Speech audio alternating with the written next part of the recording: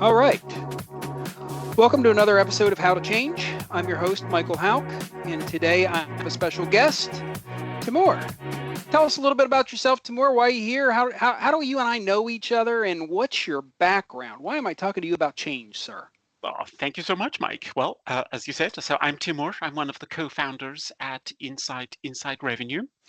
We got to know each other at a Pavilion, which is a networking association aimed at senior sales professionals. This was one of the courses aimed at sales leaders, and the topic was change management and how to get change happen through a revenue lens in particular.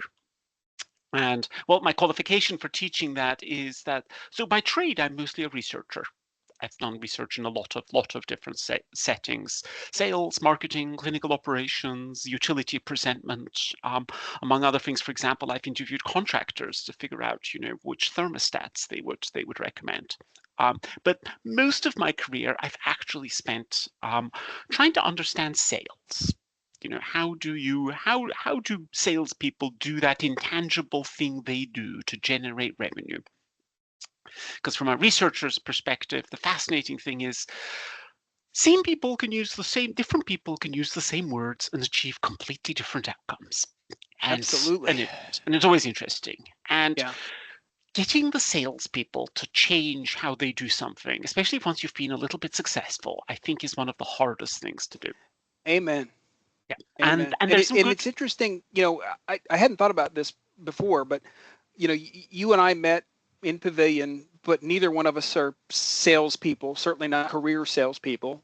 We're both students of sales and trying to understand it better. And to your point, understand, how do we take what historically has been the art of sales and turn it into the science of sales, Exactly. right? Yeah. I think your big point, right, is with salespeople in particular. I think oftentimes what makes them successful is they have a drive, they have a perspective on things, and if they're successful, then that tends to reinforce the perspective, which sometimes can make them a little bit less receptive to change because, well, what I've been doing for the last however many years has been working fine. Why would I change?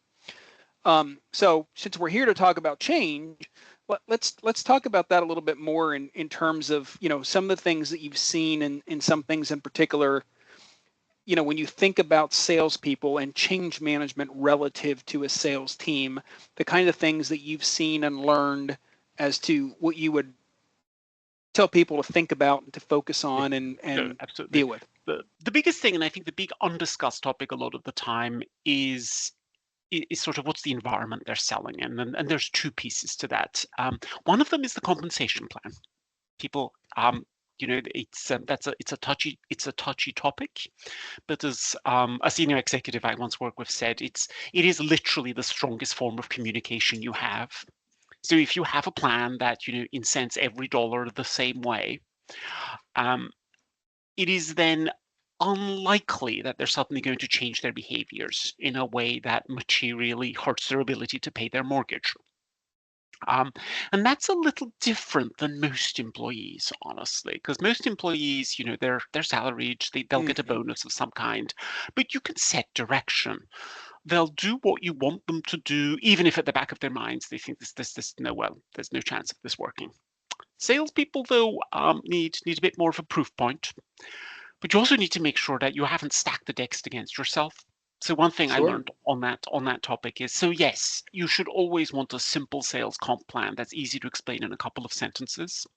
But that doesn't literally mean that it should be simplistic. You Sure. need something that addresses the complexity of the issue, and that directs people where you need them to go for the good of the company. Um, the other big thing that I think is genuinely different with sales is that they're often a little time constrained, in the sense that if you think about the cycle of most businesses have some sort of annual cycle.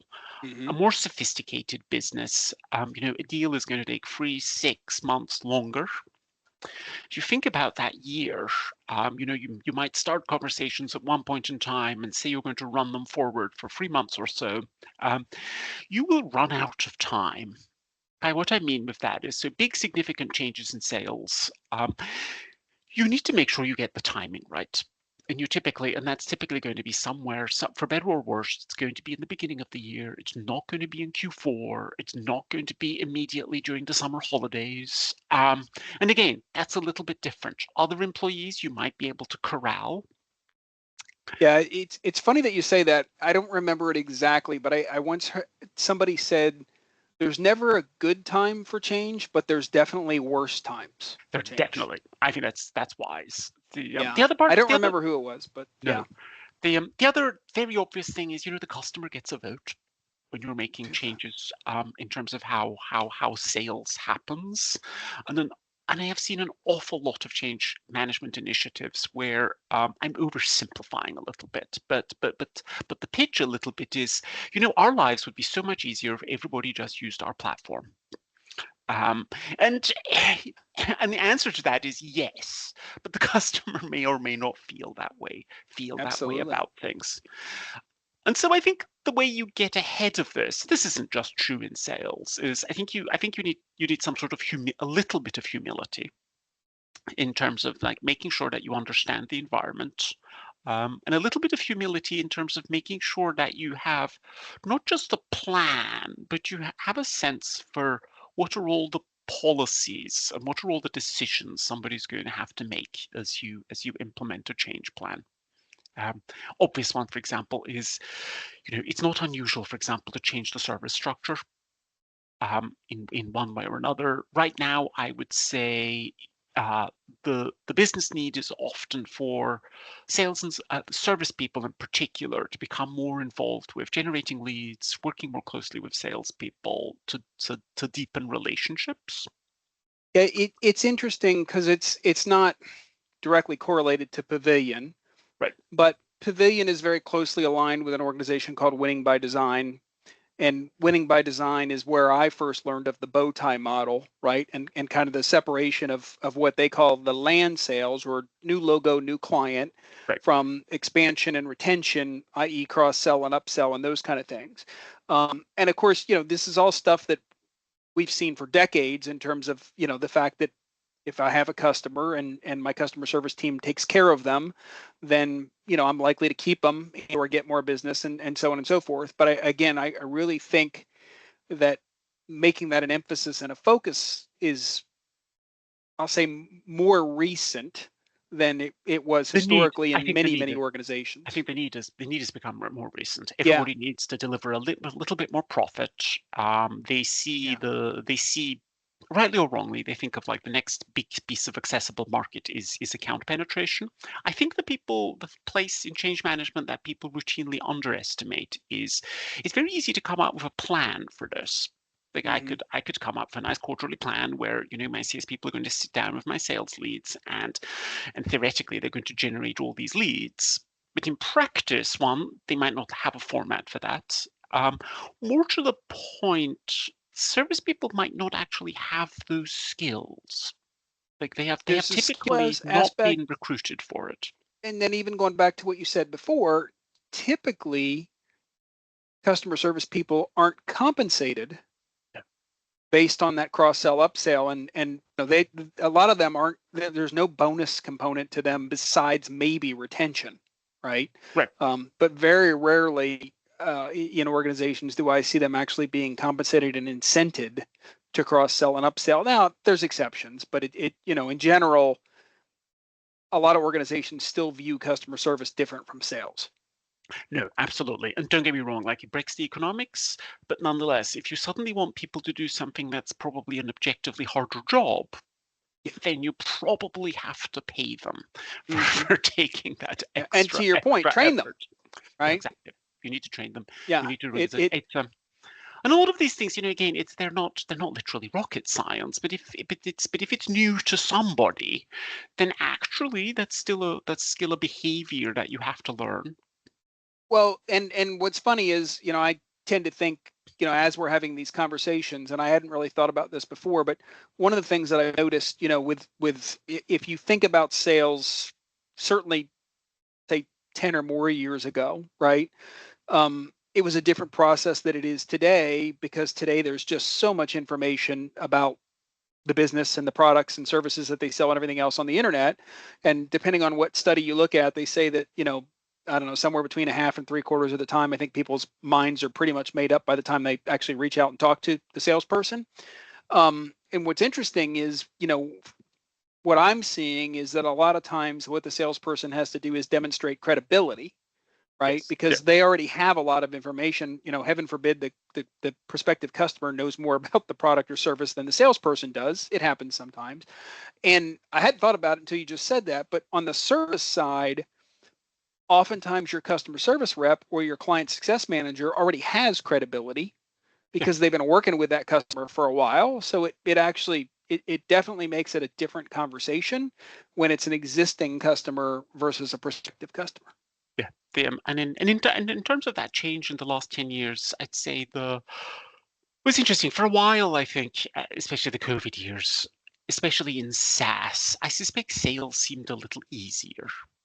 There was a lot of demand, so you could literally, because people needed stuff, and so they bought it, and they paid the price. These days it's much more of a matter of shaping the demand.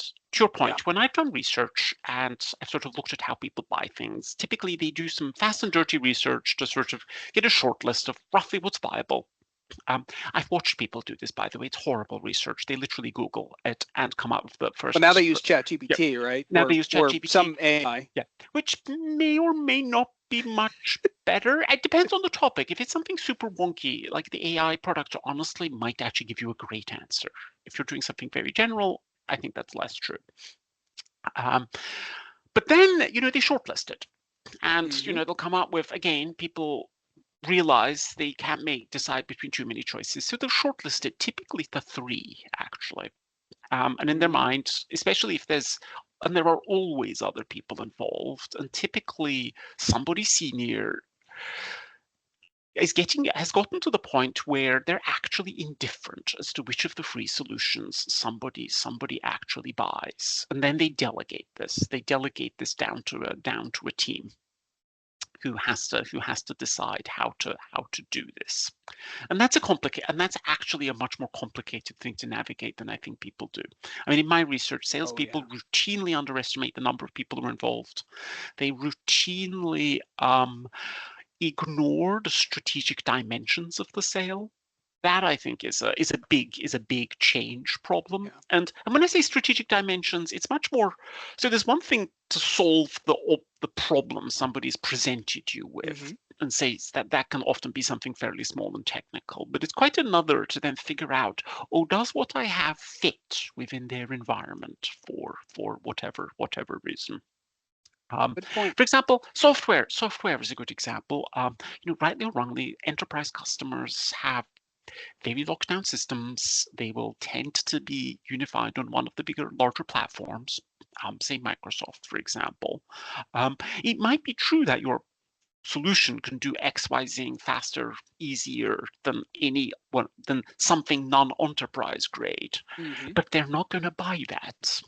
Because at some level, you're not going to fulfill some other strategic imperative that somebody has, and that could be around, security, could be around like compatibility, whatever it is. And so I think we see a lot of like needing to change how people have these conversations so that they're not just focused on the immediate problem that somebody's brought to them. Yeah, again, I think it to some extent it kind of goes back to the credibility piece, right? Is what you and it's not just like tricking the customer, right? But the idea is you're not just in it for a singular transaction. You're in it for the long run. And so you to Yeah. think strategically and become aligned with them and think about the big picture, I think again, I'm not going to say it's a new concept, but in general, sales historically has been so transaction based. And so I definitely think that's a big change as a seller. Because to your point, in many organizations, it's kind of what have you done for me lately? And so that mind shift has to occur. Again, going back to the compensation model and everything else, you kind of have to look at it and say, okay, well, if I want their behavior to be this way, then let's make sure that it's, Yeah. compensated correctly, and Yeah. that we're teaching them what we want them to do, and how they should be thinking and working. And so Yeah. it's certainly It, not a light switch. so for example, the good example I saw was in terms of how it gets more complicated. So for example, in 2009, roughly, the travel agent industry almost collapsed with the recession. There were thousands of them, and a lot of them went out of business. At this point in time, though, there are actually more travel agents working than there ever were. And what's really interesting about it is if you look at how this changed is, so 2008, 2009, if you were a travel agent, you differentiated yourself by being able to issue tickets. You had access to the Sabre system, you could manage the transaction. I mean, I remember that as a kid. If I was going traveling, I went to a travel agent and I bought the tickets from them. Um, that really no longer happens. You can buy them online. I can buy them, like, honestly, I buy them on my phone. Hmm. It's but it turns out there's actually still an enormous market for people who want advice on what to do, and who want experiences, and who sort of would like their travel to be a little bit more curated. And that's created an enormous new market that wasn't there in particular. So if you've hired a travel agent recently, they're actually doing something quite different than what would have been true just 20 years ago. And I think you have that same thing in sales. Like, the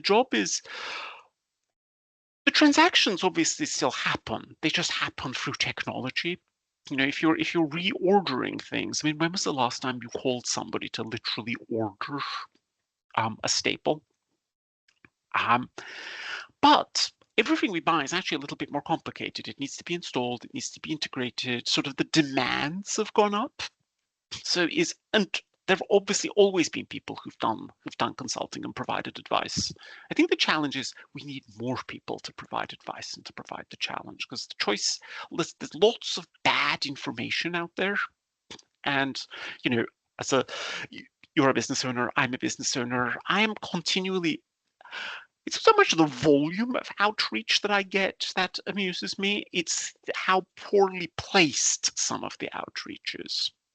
It's reasonably easy to figure out what we do as a business. Half of what I get is reasonably relevant. Half of it is not particularly relevant. I have one guy, for example, bless him, he's pursuing me, asking me if I've been interested in repainting our facilities.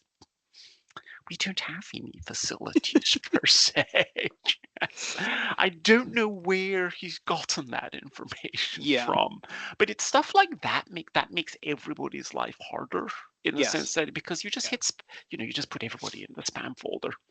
So um, if you think about sales in particular and change management within sales, before we recorded, you'd made a comment to me about how instrumental you think a manager is in that process.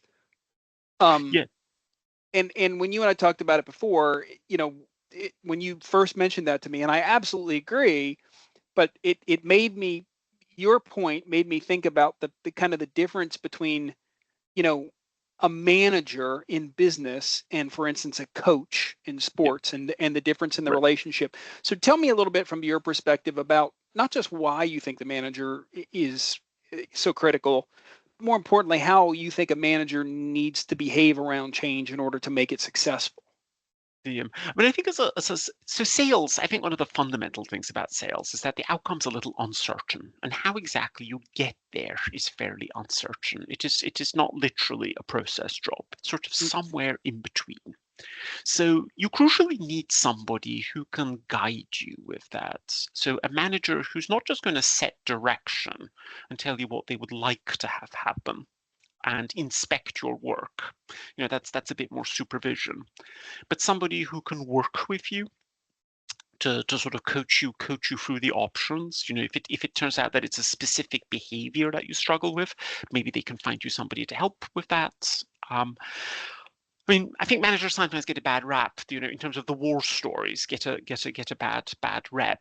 You don't want that, but I think you do want somebody who can share their experience with you, and you do want somebody who can sort of advocate for you in a responsible way. Sure. I've definitely seen managers, because I do a lot of assessments and diagnostics, there is the kind of manager who I think acts as more as a sort of trade union advocate.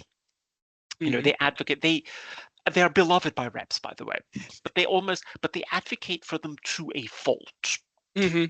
You want somebody who is going to be an advocate, but it's much more, honestly, I think it's a little bit more like having a kid, right? It's not that you don't want the best for your kid, but you don't literally want to do everything for them either. You need to push them, you need them to, you need to figure out what the diagnosis is, and realistically, you are not always going to be the right person to do the thing with them either. Um, that's and I and then more and more what I see, especially with large corporations, is that time that you would spend on coaching. And coaching, like how somebody does their job, not just how they are thinking about a deal, that's getting crowded out. And that I think is a big problem. Like I see managers spending less and less time, for example, on early calls. Don't get me wrong. I think once upon a time everybody had a problem with like too many ride-alongs with no agenda that were sort of pointless, and the T&E was gigantic. Now I think we have the problem of not enough of it, and it's all virtual. And virtual is it's just harder to read people in virtual. Um, Absolutely. and especially true of customer calls, right? If you're with somebody in a customer call, it's fairly obvious when you may or may not want to say something or intervene. Online, it's pretty flat. It's harder to do. So I think everybody's losing out from that. And especially with sort of more commercial change initiatives, because the outcome is often less obvious, I think, and how you get there is less obvious. I think that sort of that interaction, that opportunity for both parties to reflect on the work is truly crucial. And then I think, and to my mind, that really is often the missing link with a lot of sort of more complex change initiatives. Very insightful. Thank you. I want to be mindful of time, both for your time and also just to not make the recording too long. Any kind of final guidance, advice, if I have a sales organization that's about to do a big change, anything beyond what we've already talked about, or you think those are the Honestly, key points? I think the big thing is ask yourself, is this worth doing? Because it's going to take longer. It's going to be harder than you think. So I do think it is worth asking, like, is this actually a big change initiative that I put my sort of, authority behind? Or is this actually just part of continuous improvement? And improvement is a very different conversation. That's routine, that should be quiet, that doesn't necessarily require a big bang moment. That's just an expectation. Change, I think we should reserve for bigger things, and that requires a different kind of approach. Because Very sage advice. Thank you. I do think people have a little bit of change fatigue as well. Yeah, I think that's great. Yeah. Cool. Well, awesome. Mike, thank you. I really enjoyed that. Thank you. Yeah. Appreciate your time as always. Good to see you, and hopefully we'll talk again soon. Absolutely. Hope it was better second time round. Thanks, Timur.